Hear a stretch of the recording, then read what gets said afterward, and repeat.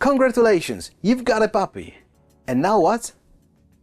I always try to arrange consultations within 72 hours from the arrival of the puppy, never before the puppy arrives, unless my advice is needed to choose the breed.